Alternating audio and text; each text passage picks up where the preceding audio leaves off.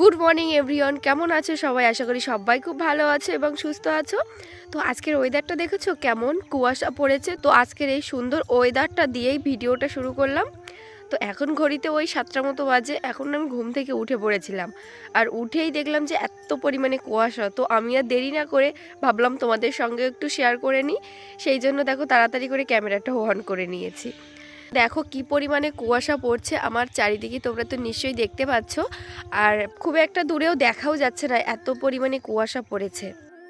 আর চারিদিকটা পুরো কুয়াশায় এঁটে গেছে, তো পরিমাণে কুয়াশা পড়ছে। তো আমি ভাবলাম তোমাদের সঙ্গে একটু শেয়ার করে নিই, ভিডিওটা এখান থেকেই শুরু করি।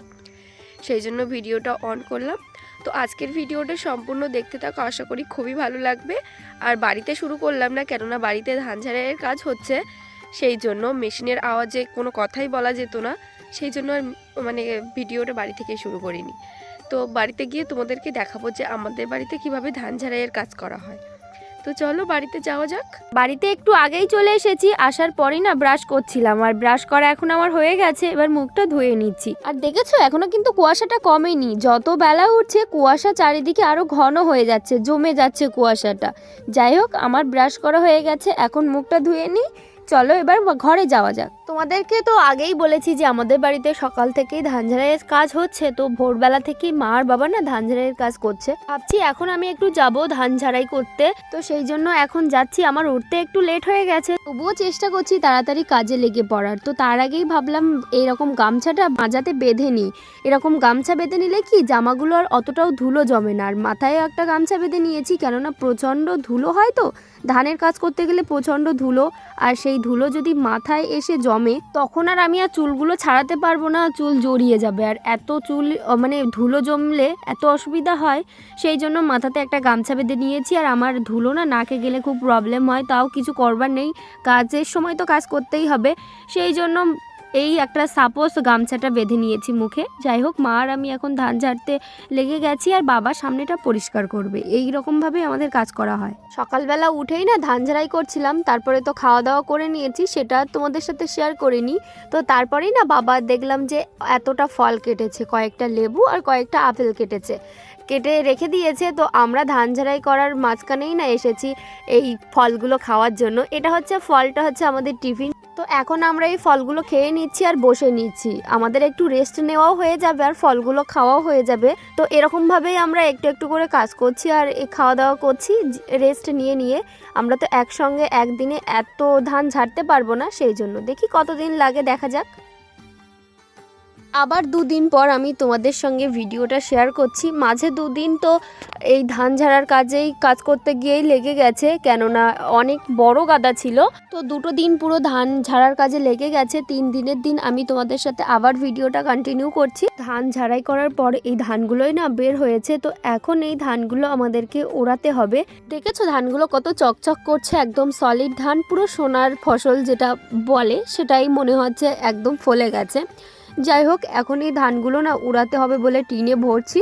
এখন মোটরের গায়ে না ফ্যান লাগানো হয়েছে, মানে বড় ডানার যে ফ্যানগুলো থাকে সেই ফ্যান লাগানো হয়েছে। আমি টিনে ভরে ভরে বাবার কাছে দিচ্ছি, বাবা মানে উড়িয়ে নিচ্ছে। আমাদের কি হয় বলো তো, এই ধানগুলোই না ঝাড়ার সঙ্গে সঙ্গে আমরা রেখে দিতে পারি না, কিংবা বিক্রি করে দিতে পারি না। ধুলো থাকে, তারপরে অনেক চিটো থাকে, যে ধানগুলো পুষ্ট হয়নি সেই ধানগুলো তো নষ্ট হয়ে গেছে চিটো।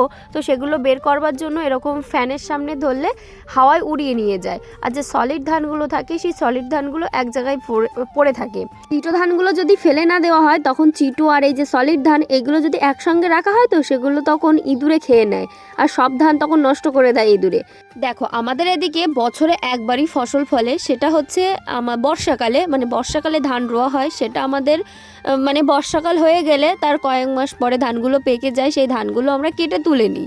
অনেক জায়গায় দেখবে সারা বছরই ধান চাষ করা হয়, অন্য শাক সবজি ফুল শস্য অনেক কিছু চাষ করা হয়, কিন্তু আমাদের এদিকে কোনো চাষই করা হয় না, বছরে একটা করেই চাষ করা হয়। আর এই একটা চাষ মানে শুধু ধান চাষই করা হয়। সেই জন্য আমাদের এই একটাই ফসল হয়, আর এই একটাই ফসল আমাদের সারা বছর সংরক্ষণ করে রাখতে হয়। এর থেকে তুমি বিক্রি করে দিতে পারো, তা না হলে তুমি বাড়িতে খাওয়ার জন্য রেখে দিতে পারো।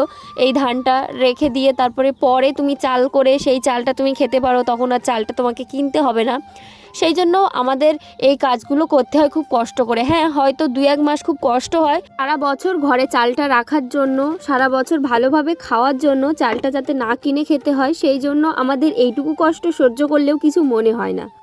যেহেতু আমরা গ্রামে বসবাস করি সেই জন্য অনেক কাজ আছে, অনেকে হয়তো করতে পারে না, অনেকে ভাবে যে হয়তো মেয়েরা এইসব কাজগুলো করতে পারবে না, কিন্তু আমরা মনে করি যে গ্রামের মেয়ে হয়েও আমরা অনেক কাজবাজি করতে পারি, মাঠের কাজ। কিন্তু আমাকে খুব একটা মাঠে যেতে হয় না, তবুও বাড়ি যে কাজগুলো করতে হয় টুকটাক আমি সেগুলো হেল্প করার চেষ্টা করি। তো এই দেখো সব ধান বের করে এক জায়গায় জড়ো করে রাখা হচ্ছে। তো এই ধানগুলো এখন গোলাতে তুলে দেওয়া হবে। সো আমার এই ছোট্ট ভিডিওটি তোমাদের কেমন লাগলো অবশ্যই কমেন্টে জানিও। আর দেখো আমরা তো গ্রামে থাকি, আমাদের আশেপাশে যেসব কাজবাজ ঘটবে বা আমরা যেসব কাজবাজের সঙ্গে যুক্ত থাকবো, যেসব কাজবাজ করব, আমরা তো সেগুলোই শেয়ার করব। তো সেই হিসেবে আমি এই ভিডিওটা আপলোড করলাম। তো তোমাদের যদি ভালো লাগে ভিডিওটাতে একটা কমেন্টে জানিও, আর যদি ভালো না লাগে তাহলে তো আমার কিছু করার নেই। দেখো আমি ফার্স্ট ভিডিওতে বলেছিলাম যে আমার লাইফস্টাইলটা আমি তোমাদের সাথে শেয়ার করব, যেহেতু আমি একদম প্রত্যন্ত গ্রাম্য অঞ্চলে থাকি আর আমি এক খুবই সাধারণ মধ্যবিত্ত ঘরের একটা মেয়ে। তো সেই হিসেবে আমাকে যেসব কাজবাজের সঙ্গে চলতে হয় আমি তো সেগুলো শেয়ার করব বলো। তাই হোক, আজকের ভিডিওটা এই পর্যন্তই। সবাই খুব ভালো থেকো, সুস্থ থেকো। আবার তোমাদের সাথে দেখা হবে পরের একটা ভিডিওতে। তো এখনকার মতো টাটা।